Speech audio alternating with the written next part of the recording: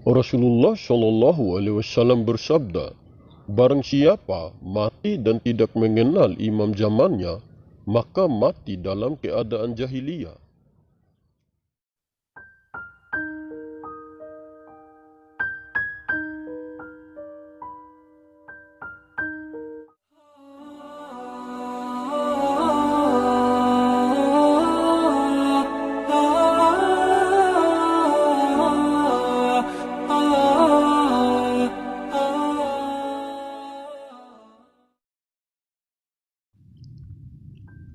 Assalamualaikum warahmatullahi wabarakatuh. Halo sobat semua, selamat datang di MSLB Channel.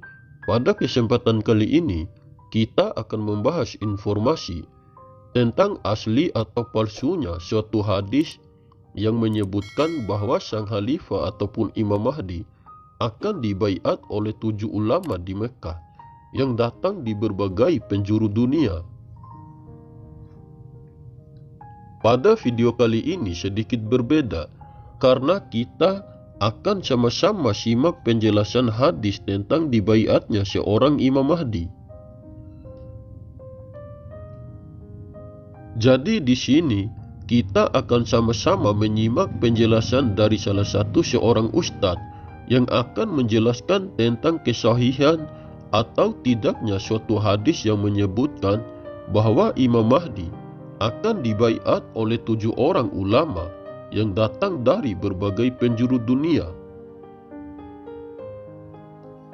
Kami bukanlah orang yang hebat ataupun pintar, karena memang kami bukanlah orang dari kalangan ahli fikih ataupun bukan dari ahli hadis. Jadi kita sama-sama mendengarkan penjelasan dari ahlinya langsung tentang kesahihan atau tidaknya suatu hadis yang berkisah tentang dibaiatnya seorang Imam Mahdi oleh 7 ulama. Dan berikut ini penjelasan dari seorang ustadz yang bernama Wandi Bustami LCMA tentang kesahihan atau tidaknya hadis tersebut. Bismillahirrahmanirrahim. Assalamualaikum warahmatullahi wabarakatuh. Sahabat-sahabat tafaku yang dimuliakan Allah Subhanahu wa taala. Telah masuk pertanyaan kepada kita seputar Imam Mahdi. Pak Ustadz, apakah Imam Mahdi dibaiat oleh 7 ulama yang datang dari penjuru dunia? Nah, ini pertanyaannya. Ada 7 ulama yang datang dari penjuru dunia yang akan membaiat Imam Mahdi di Mekah Al-Mukarramah. Apakah ini benar? Baik, sahabat-sahabat tafakuh yang dimuliakan Allah Subhanahu wa taala. Mengenai hadis tentang pembaiatan Imam Mahdi di kota suci Mekah Al-Mukarramah oleh 7 ulama, memang kita menemukan hadis di dalam kitab Al-Fitan yang ditulis oleh Abu Nuaim Ibnu Hammad. Kita bacakan teks hadisnya. Haddatsana Abu Umar an Ibni Lahiyah an Abdul Wahhab ibni Husain an Muhammad ibni Thabit an abihi an Haris an Abdullah ibni Mas'ud radhiyallahu anhu qala. Apa kata Abu Nuaim? Guruku Abu Umar telah bercerita kepadaku, dia mendapat hadis dari Ibnu Lahiyah.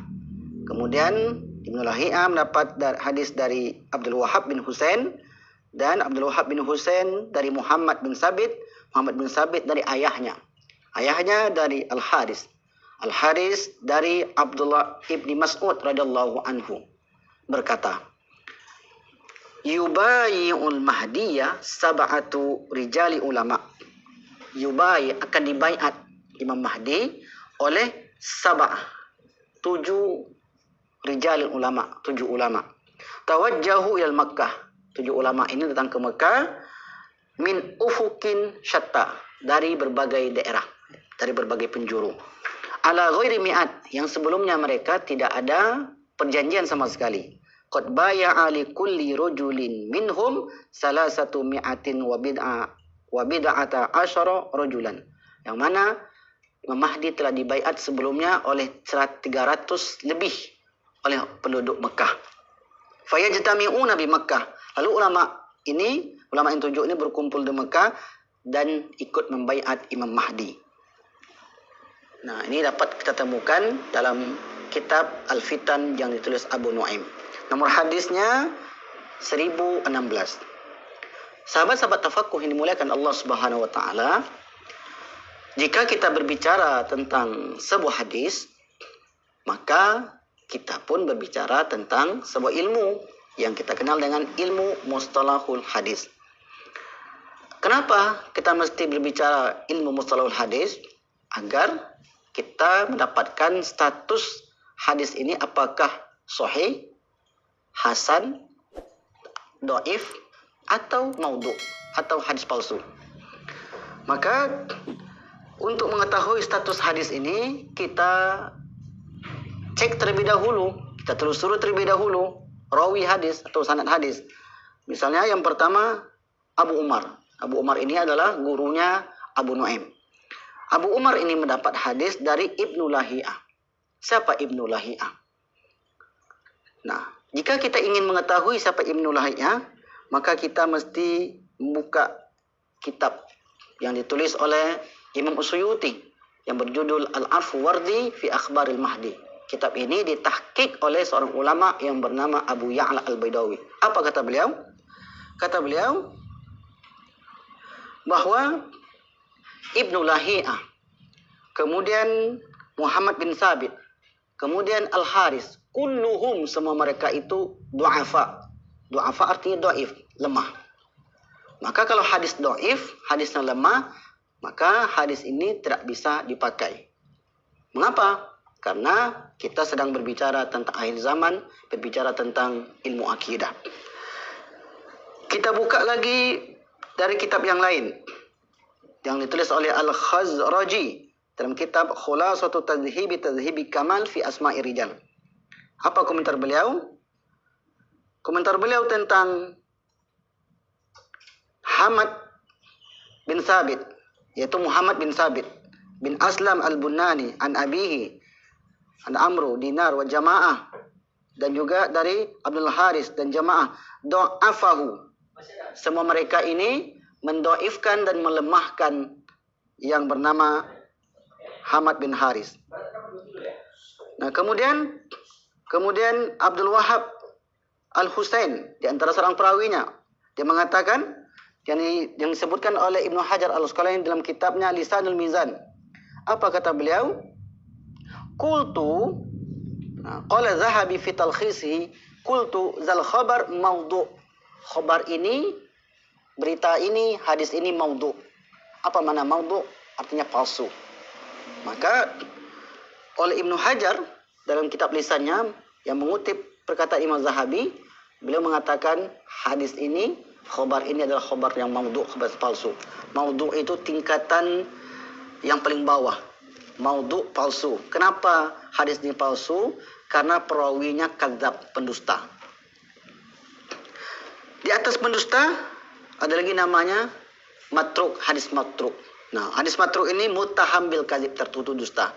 Di atasnya lagi namanya hadis mungkar, yaitu seorang perawinya tertuduh fasik. Maka kita lihat dalam kitab yang lain yang ditulis oleh Imam Al-Bastawi, Syekh Al-Bastawi, dalam kitab Al-Mawsu'ah fi Ahadis Mahdi Ad-Dhaif wal Mawdu'ah. Ad-Dhaifah wal Mawdu'ah. Itu ensiklopedia hadis-hadis tentang Imam Mahdi yang lemah maupun yang palsu. Apa kata beliau? Kata beliau, Muhammad bin Sabit, salah seorang perawinya, Muhammad bin Sabit Al-Aslami Al-Bunani, dhaifun, lemah. Minas sabi'ah, itu yang 7 tadi. Qala Ibnu Ma'in, laisa bisyai'in. Qala Abu Hatim mengatakan mungkarul hadis. Hadis ini termasuk hadis mungkar. Hadis mungkar itu adalah perawinya fasik atau perawinya hafalannya buruk, su'ul hibzi. Maka hadis mungkar tidak bisa dijadikan dalil, terutama berbicara tentang akhir zaman. Sahabat-sahabat tafakuh yang dimuliakan Allah Subhanahu wa taala. Maka oleh karenanya, jika kita berbicara tentang akhir zaman ini, mestilah kita memilih hadis-hadis yang sahih. Karena hadis dhaif akan berefek, akan berakibat kepada hukum yang tidak bisa dipertahankan. Kalau kita lihat dari penjelasan ulama-ulama tadi, tidak satu pun mereka mengatakan hadis tentang dibaiatnya Imam Mahdi oleh 7 ulama ini hadis hasan. Jangankan sampai derajat sahih, hasan pun tidak. Maka bagaimana mungkin kita menjadikan sebuah hukum sementara hadis yang kita pakai itu adalah hadis dhaif, yang menurut ulama dhaifnya di situ sangat-sangat berat sekali, yaitu sampainya maudhu. Bahkan ada yang hadis katakan hadis mungkar, ada pula yang mengatakan hadis matruk. Maka oleh karena itu, sahabat-sahabat tafakur dimuliakan Allah Subhanahu wa taala, kita mesti berhati-hati mengkaji akhir zaman agar kita tidak salah kaprah dalam memahami perkara-perkara akhir zaman ini. Mungkin itu yang dapat kami sampaikan. Sekian, wassalamualaikum warahmatullahi wabarakatuh. Saya seringkali menjelaskan bahwa semua hadis yang berkisah tentang Imam Mahdi tidak bisa dijadikan landasan atau dalil, karena kebanyakan hadis yang berkisah tentang Imam Mahdi adalah hadis palsu ataupun hadis dhaif. Apalagi pada zaman sekarang ini, banyak sekali kelompok atau individu yang mengatasnamakan diri mereka sebagai Imam Mahdi ataupun Al-Mahdi, sehingga banyak sekali hadis yang berkisah tentang Imam Mahdi diriwayatkan oleh beberapa orang yang bermasalah. Karena kebanyakan dari orang yang meriwayatkan hadis tentang Imam Mahdi tidak memenuhi kriteria-kriteria perawi periwayatan hadisnya. Oke sobat, mungkin ini saja untuk pembahasan kali ini. Semoga informasi ini bisa bermanfaat untuk kita semua. Terima kasih. Wallahu a'lam bishawab. Wassalamualaikum warahmatullahi wabarakatuh. Salam MSLB Channel.